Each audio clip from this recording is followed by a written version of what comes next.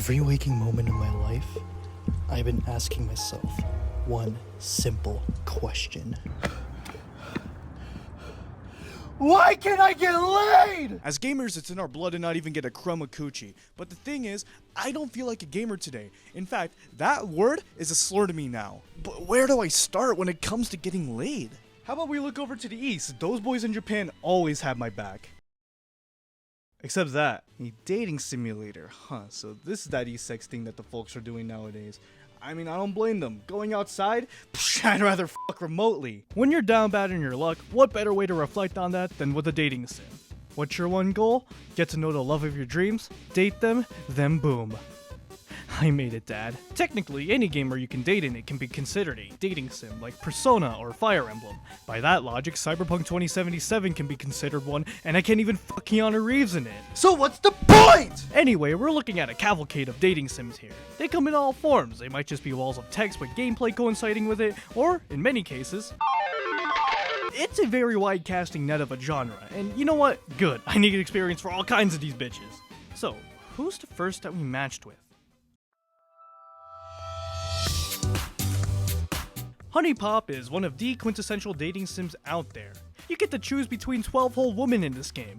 Honestly, I'm not a polyamory guy though, so I gotta choose one, but shit man, I got the whole squad here. You got the teacher, the gamer, the bitch, the other bitch, and a definitely not underaged woman. The date you go on is a matching puzzle game, similar to Candy Crush or Bejeweled. The more dates you go on, the harder the puzzles become. For every successful date, they send you a picture of themselves. And after the 5th one with the girl you choose, you get to have some good old sex of the premarital kind. I left the game on overnight and put 57 hours into it, and I'm a better man for it, damn it. It's as simple as any Candy Crush clone out there, which by default makes it a decent game at least. But there is a little strategy to it, like having to upgrade what tokens give you more points, using items, and all that jazz. It can get pretty tough sometimes since you have a limited amount of turns to succeed on your date. Some other things I appreciate from a gameplay standpoint are the way the game presents itself and especially its soundtrack. Being real with you, Honeypop's soundtrack is phenomenal. It really gives off a summery nighttime vibe and it's quite unique for a game OST. The ice rink and the outdoor lounge are unironically great pieces of music. It's weird, I can tell that this game has a ton of heart put into it, despite the degeneracy. It's fully voiced, the writing got a chuckle out of me sometimes, the gameplay can get somewhat deep, and it has a ton of personality. The game did get a sequel, but again, polyamory? Don't even think about it. If you ignore the fact that it's hentai, Honeypop is a pretty good game. Now, what if I want none of the heart that Honeypop has and all the degeneracy? So can I fuck Keanu in this? This is Gamer Girl Cyberpunk 2069. If you see anything refer to itself as a gamer girl, run. Nah, I can't be too dismissive of this game. It has a story. How did they fuck up Tetris? To be fair, I would say I'm a lot more skilled than the average Tetris player, but everything about this game feels so wrong. For starters, you can't really predict the next block that's coming. In normal Tetris, it uses a 7-bag system. Say that there's a bag with 7 unique Tetris pieces in it. You empty the bag by giving it to the player, giving them a 1 in 7 chance for a certain block to appear. But here, it's completely random what block you'll get. You can get 5 line pieces in a row or jack shit. Also, when you hard drop in normal Tetris, the piece just drops to the ground in an instant. But here, you have to wait for the block to fully set in. Not to mention, you can't rotate right in this game either, so my feng shui is completely off. For every 3 rounds of Tetris you win, you get some cybercooch plastered on your screen. I don't even feel satisfied looking at this. Why do her boobs move like that? Hell, in general, everyone is constantly moving. It's like everyone sorted a line of coke before they came here. This game sucks. For $7, you might as well buy a fucking OnlyFans account and play Tetris on the browser. I mean, if you want a combo meal of porn and Tetris, I mean, have fun, but this game is pretty bad, even for regular dating sim standards. Now boys, you ever look at a chair and be like, now god damn, I wanna fuck that chair. This is Chair Fucking Simulator. It's pretty simple. It's a rhythm game where you play as me and you have the roughest, rawest, dirtiest sex with a chair. Look, everyone has their kinks. Mine just so happens to be chairs. Every time I walk into an IKEA, I throw like 100 bands at the seats there. Have you seen the legs on these things? You know, it's a good Saturday night type of game because I gotta go to church the day after. If you wanted a $2 night with the boys on a Discord call, this is as much fun as you're gonna have. If you actually want a great visual novel that happens to be a dating sim, here's Katawa Shoujo. The story of how this game came to be honestly warrants a discussion in itself. It's one of the most fascinating development stories in gaming history. Though it came from 4chan, this is one of the most wholesome visual novels out there. You play as this guy named Hisao, and after he has a heart attack, he is transferred to a school with a bunch of disabled students. There's a couple girls here you get to choose from. One has no arms, while the other has no legs, one is deaf, one is blind, and the other is a burn victim. I appreciate the diversity of the cast here. These are real things that people go through, and that's exactly the point of what this game is trying to make. At the end of the day, you realize that all these girls are just people, no matter what their disability is. They can push past their own obstacles and put aside their trauma, while at the same time, be horrible, horrible people. Honestly, this is one of the most engaging visual novels I've ever played, and yeah, there's a bit of that 2D titty in there, but you can just turn that off. Katawa Shoujo tells a narrative about overcoming whatever weakness you have, and it does that very well. These sims with women aren't really giving me a good idea on how to approach girls though. Wait, why don't I play from the perspective of a woman?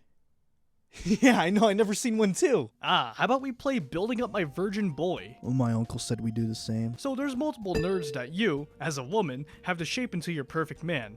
Wanna know the gameplay? If only talking to women was this easy. This is more of a Tamagotchi than it is game.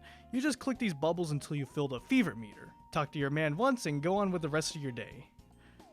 Welcome to my life.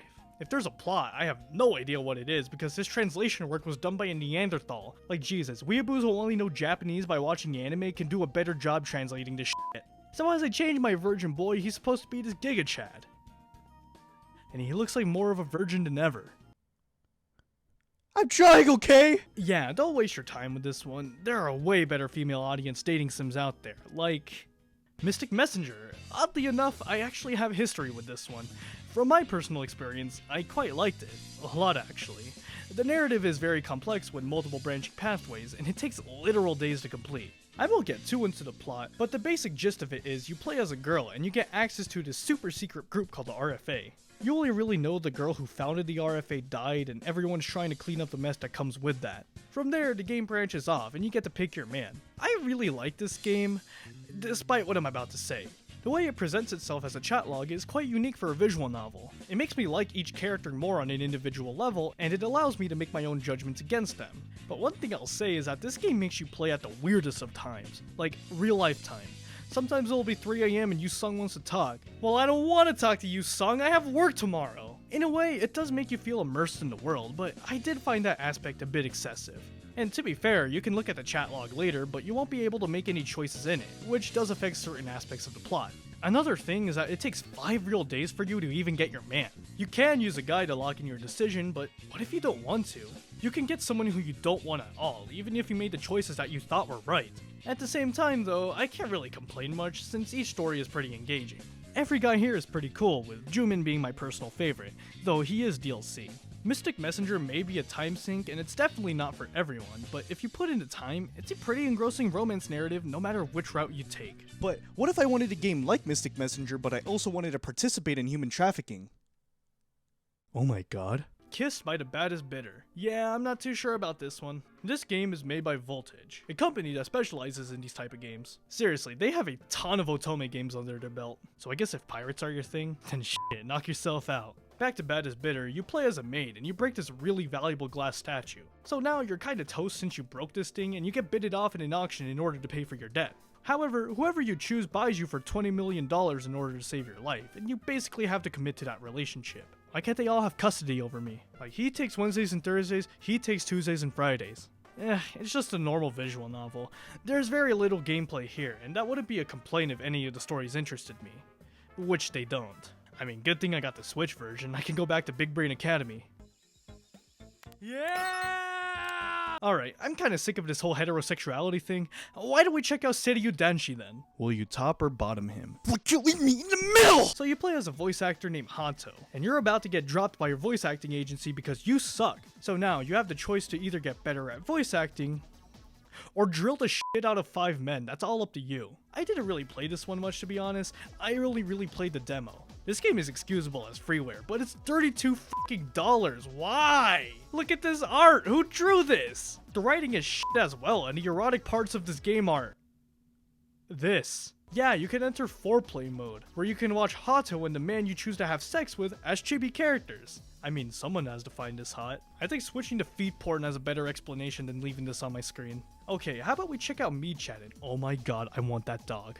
Alright, let's match with him. And wait, that's not a dog, that's a Mexican guy! What a fucking tease! Well, I'm deleting this off my phone. Fuck this. Going through all these dating sims was interesting. I mean, some were good narrative-wise, and others were Seiryu Danshi, and some were just... To all my Discord admins out there, I'm sure the idea of a dating sim is a lot safer than talking to underage girls, but to the average weeb, this might be a step too far, even for us. I mean, come on, anime fans get laid, right?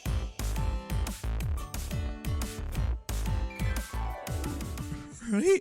What am I doing with my life?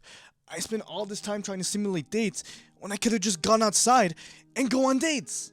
I'm such a loser. You know what? I think I'm gonna finally ask my crush out and go on a date I always wanted to go with her. You know what? I'm gonna be the alpha male that other men wish to be. Boys, today is the day that virginity is lost and I finally get the fuck.